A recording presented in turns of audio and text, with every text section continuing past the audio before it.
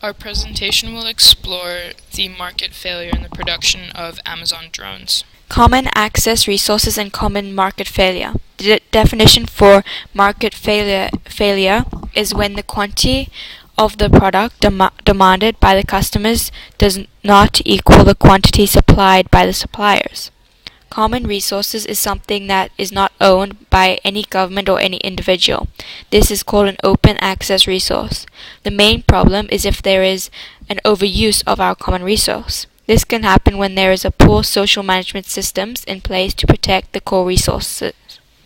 In our case, there is our resource, which is our sky, and how the Amazon drones are a problem because there are no laws stopping them from overusing our common resource, and will be too many drones in the sky.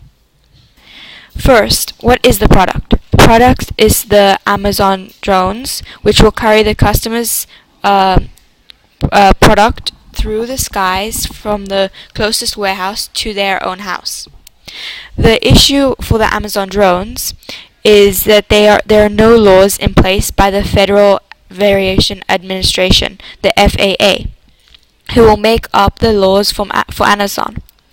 If there are no rules, there will be an over-allocation of the drones flying through our skies, which, as I said, is a common access resource.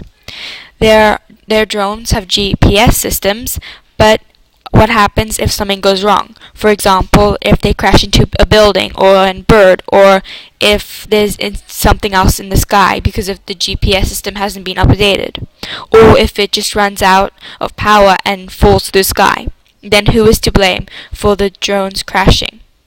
And if they ruin the good that the customer bought, because the customer's already bought it, who will pay for the good and what will happen? Our issue can be visually displayed on a supply and demand diagram, where MSC represents the marginal social cost, MSB the marginal social benefit, and MPC the marginal producer cost, and MPB the marginal producer benefit. At our price equilibrium, it's obvious that the marginal private cost, represented by the supply curve, is not equal to the marginal social cost, represented by the line above. The illustration of the market shows that there is an over-allocation of airborne delivery services. The current level of output is not parallel to the socially optimal level of supply. This level of supply is our desired outcome when thinking of the environment. There is an over-allocation of delivery services at the equilibrium, resulting in a negative welfare loss. While producers would positively benefit from this, society as a whole would be harmed. When the marginal social cost is equal to the marginal social benefit, it would be more socially optimal for society. We already found out from the previous slides that this problem would be a negative externality of production, since the quantity produced would be greater than the socially optimal level. This means that there is an overallocation of production. To solve this problem, the government would have to intervene in order to achieve the socially optimal level of production.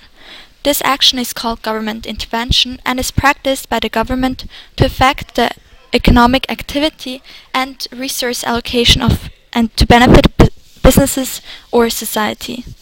One of the possible solutions could include rules and regulations, which would save delivery and less air traffic by causing the price to PSO, to raise the price to PSO and therefore decrease the quantity demanded to QSO, so that MSC is equal to MSP. To minimize the market's harm to society, we should impose the following rules and regulations. 1. Fly a certain height to avoid collisions with birds, and 2. Fly at a certain time of the day to ensure less air traffic. The second solution that could be enforced by the government would be to tax products.